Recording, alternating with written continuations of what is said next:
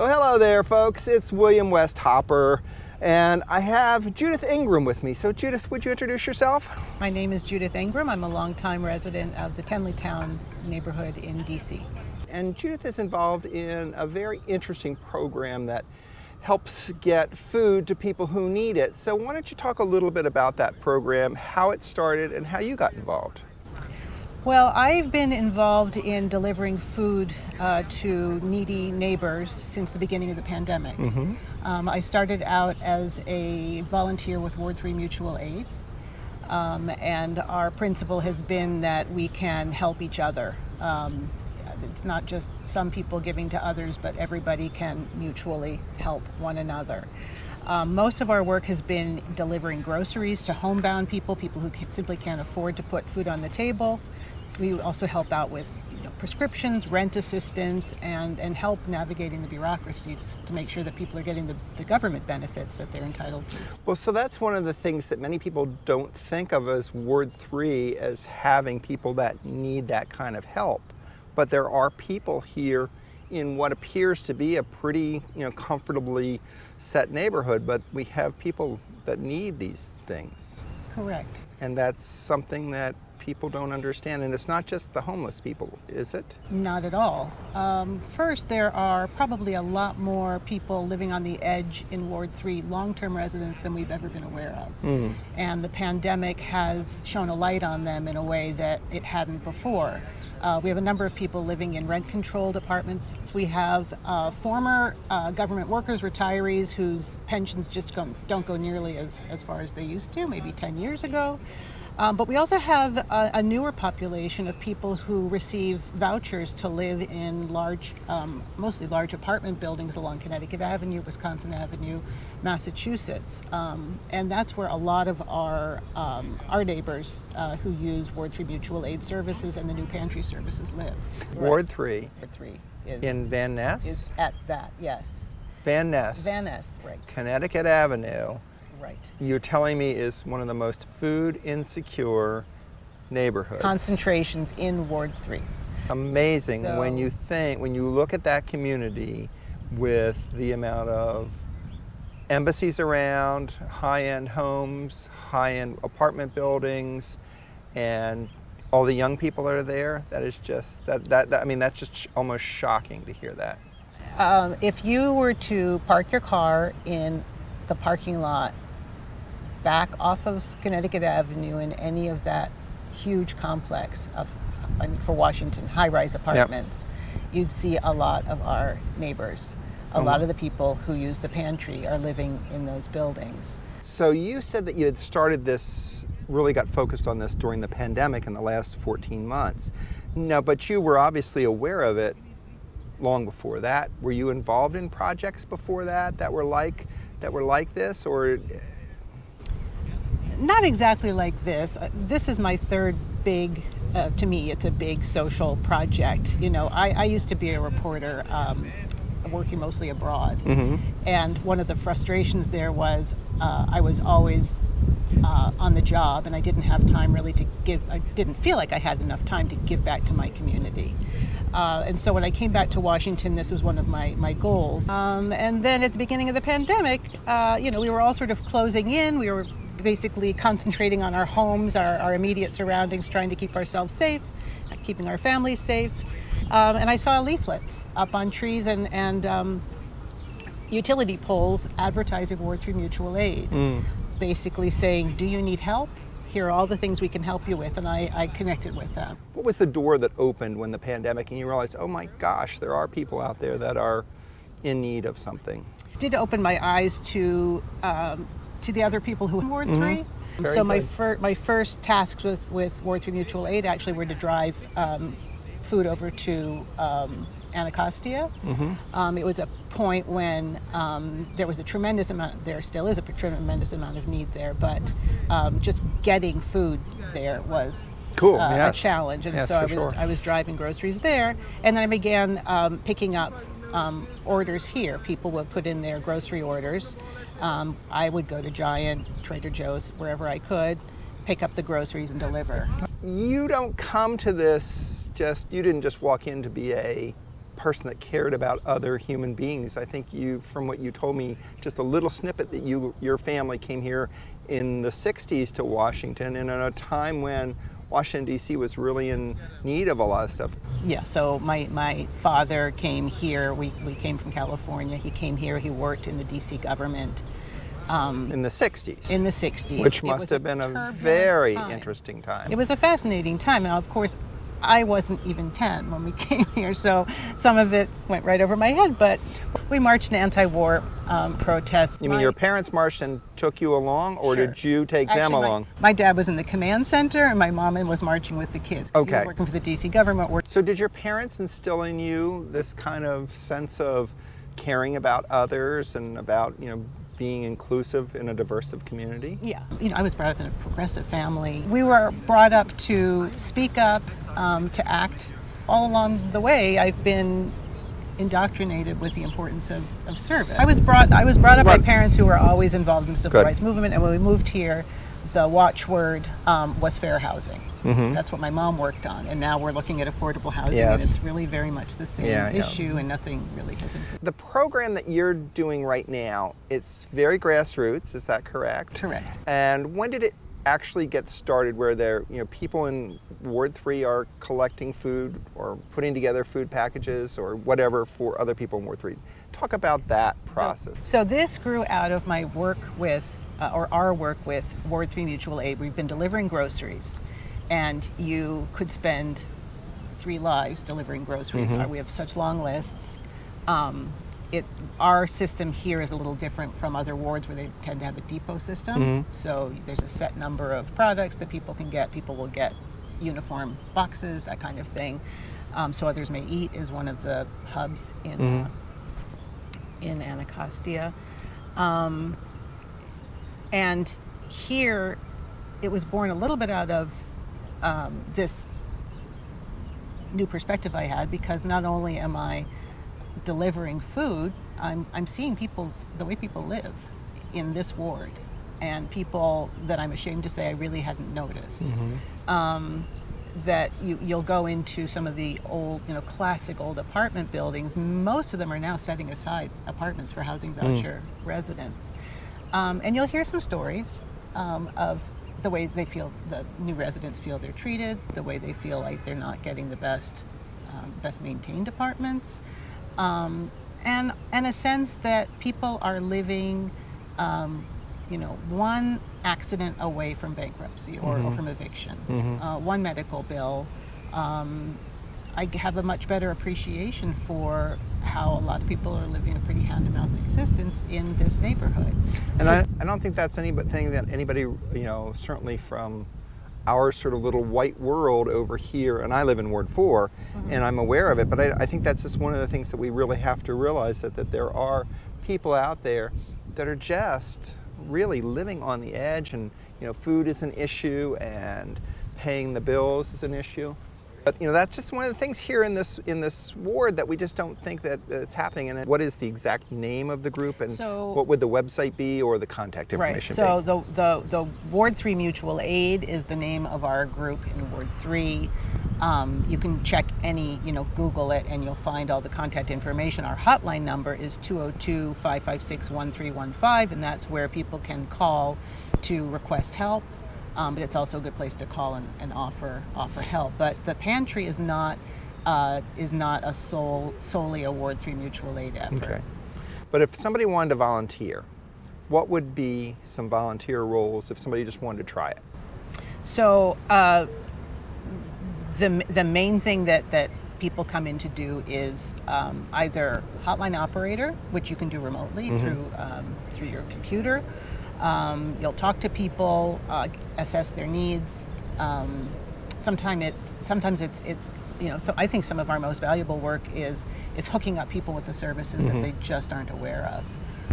One of the things that we tend not to think about here is people from other wards will get a voucher to move to Ward 3, and they'll get a decent looking apartment in a nice quiet neighborhood, but they're losing the networks that they had in their old neighborhoods. We don't have their church networks. We don't have the social service networks. And so people here are somewhat stranded, and Ward 3 Mutual Aid is trying to fill that gap.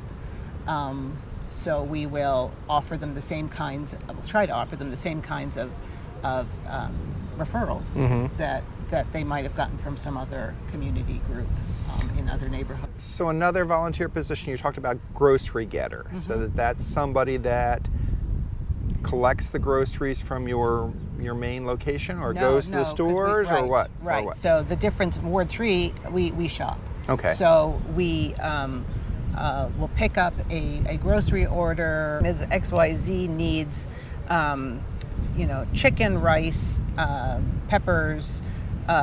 She might need some aspirin. She might need some body lotion or shower gel or something.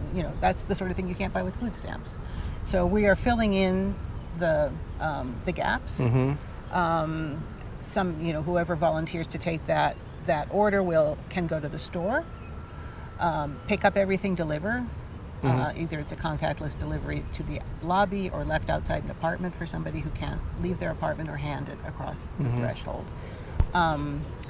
People can buy gift cards. More and more people can go out and do their own shopping, but they don't have the means. So we have a gift card program where we'll try to match the amount with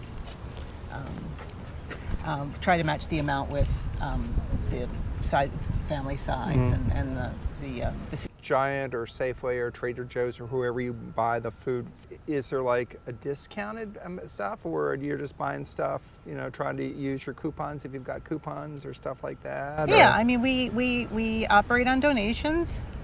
People donate to Ward 3 Mutual Aid through Venmo, Cash App, PayPal, all sorts of things. Okay, Open Collective that is tax deductible. So you are a 501c3 that you can do. Open Collective. And then that money goes into a fund that, do they have like a card that they use or do they just it's say? Coming out of our pocket. We try to reimburse everybody for their purchases, but Okay. It also comes out of people's pockets. It might be a $50 order, and you might be able to reimburse all of it or part of it or something, or maybe somebody doesn't even ask for a reimbursement. Correct. Okay. I mean,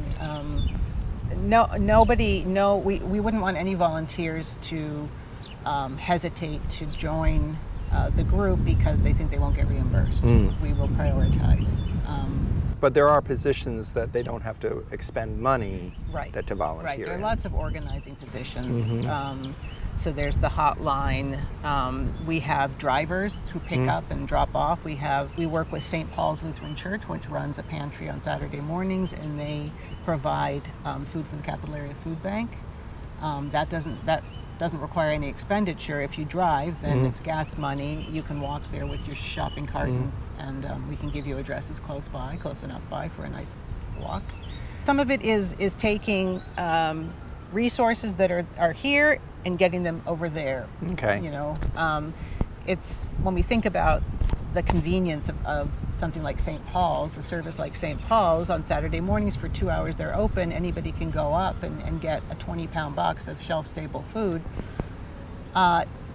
It's a tall order for somebody who's in a wheelchair or who's living in Woodley Park. So what we've been doing with Ward 3 Mutual Aid is to do that last mile or two of delivery. And you had mentioned St. Paul's. Are there other operations here in the Ward 3 area that are providing this kind of service like yours? Not a regular ones, but that does bring us to the pantry. So let's talk about that pantry. Okay, so the pantry is the second regular pantry to be open in Ward 3. And that opened just during pandemic or before pandemic? It opened a month ago. Post-pandemic, practically. Right, but as we know, the effects of the pandemic will be with us for a long time. But we've been working on this for many months. This grew out of our work with Ward 3 Mutual Aid because with all the grocery shopping, we felt like we could provide for more people more regularly by setting up this pantry. We are providing two things that we think that we have identified through our Ward 3 Mutual Aid grocery getting as among the most expensive and the most difficult for people to access, and that's fresh produce and cleaning supplies. It's an odd combination. Well, but they're almost, necessary for human life. You need cleaning supplies to keep your safe and sanitized environment.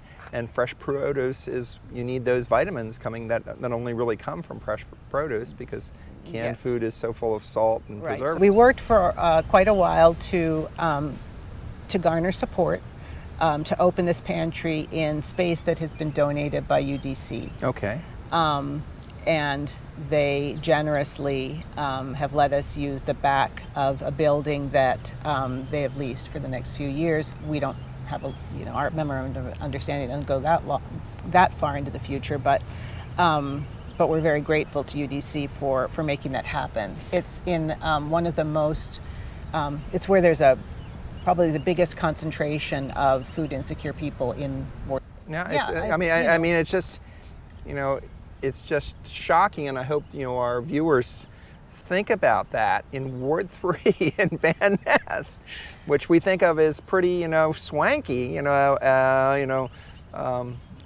is shocking. So now that I'm over that shock, but that's good. So talk to me about this space that you have. Is it like a warehouse space? Is it used?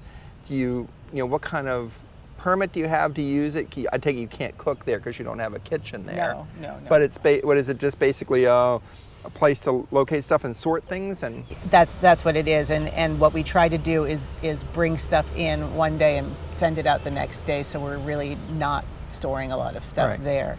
It is the back of a building that used to be a Walgreens, which was the loading dock for Walgreens. There's still a sign up about sending any deliveries up to the now closed Walgreens in Cleveland Park. And then we do have a kitchen. We have running water, which is essential, of course. And bathrooms, I'm sure, for the volunteers that are there. No? No. So if you have to use the bathroom, you have to go across the street to the Starbucks, huh? CVS. Okay. Pro tip, CVS bathrooms is what we've been using. There's some things that could be improved probably. But, it's a step. It's a step. It's a huge step. And it's only been a month, you said, that you've been there? It's been a month, yeah. So we have an office. In the back there's an office. Then we have the kitchen area where we work with the produce. We've been fundraising to purchase 50 shares of community-supported agriculture from a farm in Pennsylvania called Licking Creek Bend Farm. It's pesticide-free. They run a farm stand in Adams Morgan. They run one at the Ward 8 Farmers Market, and they're in Brooklyn as well. There is a place that they can make tax-free donations to it. We ask people to donate through GoFundMe. It's called Bike with Mike because bike. B-I-K-E. B-I-K-E with Mike. M-I-K-E. Right, and Mike is our farmer from Pennsylvania who, with his son, set off on a 250-mile trip down the Great Allegheny Passage, a bike trip to draw attention to the problem of food insecurity. He did this earlier in May. He was fundraising for the pantry. He is the farmer who's providing subsidized shares, CSA shares to the pantry. So that's why it's called Bike with Mike. Bike with Mike. So Bike with Mike on GoFundMe. Correct.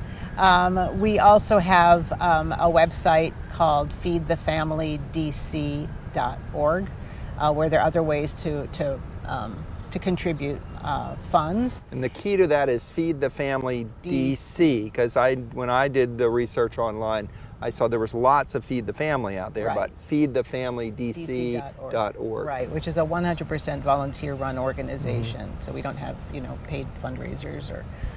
So there's if somebody makes a donation to feedthefamilydc.org, there's not a cut that goes anywhere. It just goes right in there, and especially if it's a check or cash or whatever that's sent in. And any way you contribute, it goes to the program. Well, sometimes if they give you a credit card, there's still credit card fees. So I think it's through PayPal. But it goes through our partner organization. This is going back to the fact that this is not just a Ward 3 mutual aid initiative.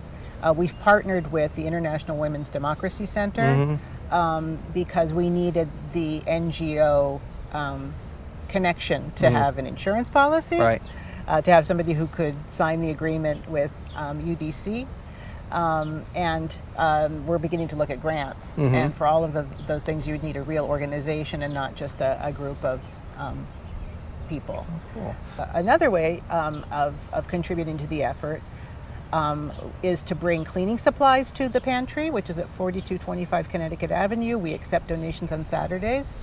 Cleaning supplies. Now that's brand new cleaning supplies. Brand new, unopened, unexpired. Okay, that's really key. I want to make sure that you can't just clean out your closet and give you a half-used box of Tide. Right. Yeah. Okay. So it's new, unexpired, unopened cleaning supplies. And we prefer small to medium sizes because a lot of people are coming on foot.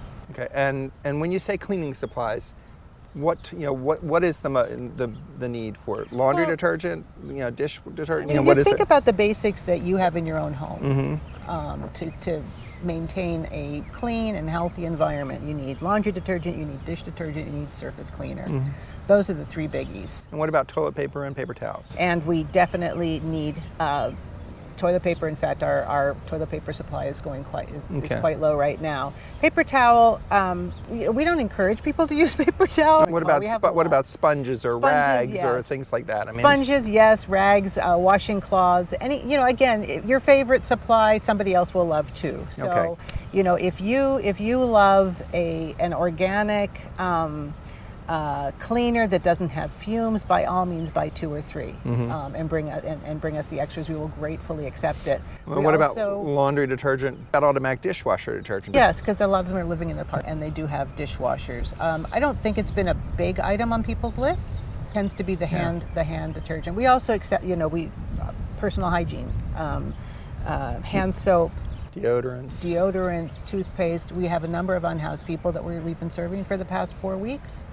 That is a need. And you had mentioned skin cream, I would imagine, shaving cream for men, shavers, that kind of stuff, things like that.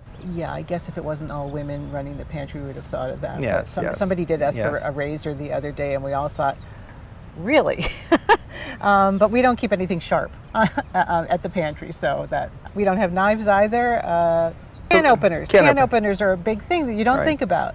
But you're living on the street, you pick up a box of canned goods and you can't open them. Yes. Well, actually, I do think about it because one of the clerks at our Safeway, when we were buying some food to give for a donation, she says, "Good, you bought all the ones with a pop top." She says, because people on the streets don't have can openers, and that's something that most people don't think about. I mean, how to get into something, especially a can or something. Yeah. All right, Judith, we can sit here all day long and talk about this because I think this is a fascinating topic, and it's so good that there are people out there that are caring for it. What would be the 3 top things that you would suggest our viewers do to be able to help? Well, the one thing we haven't mentioned so far is to volunteer. Okay. So we are open on Saturdays and Sundays from 11 to at least 4. It's usually a little bit longer. And we need fully vaccinated people who enjoy working with produce. So I'm the produce coordinator. I'm in the back. So when you enjoy working with produce, does that mean washing produce, cleaning produce, putting it in plastic bags? What do you mean working with produce?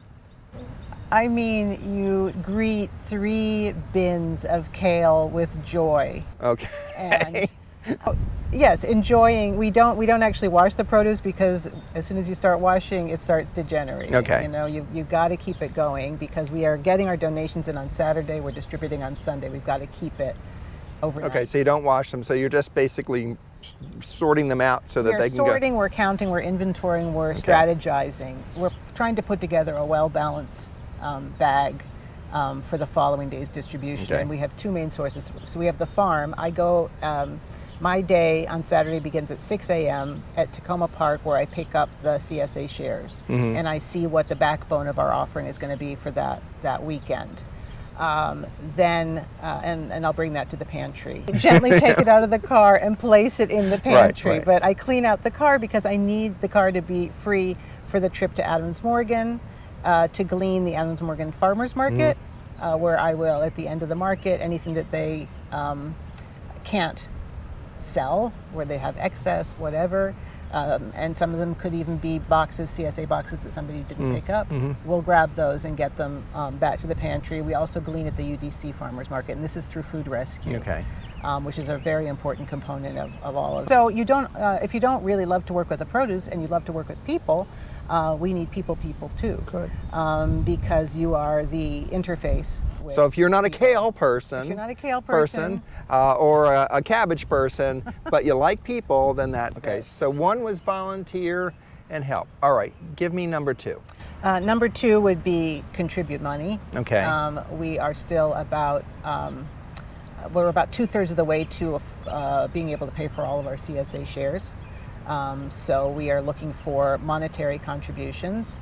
And we're looking for the cleaning supply donation. What you can do is spread the word, and that doesn't mean just among your friends, but if you see somebody on the street, in a sensitive way, you can let them know that there is this pantry. We're open on Sundays from 1 to 4. We're in the back entrance of 4225 Connecticut Avenue.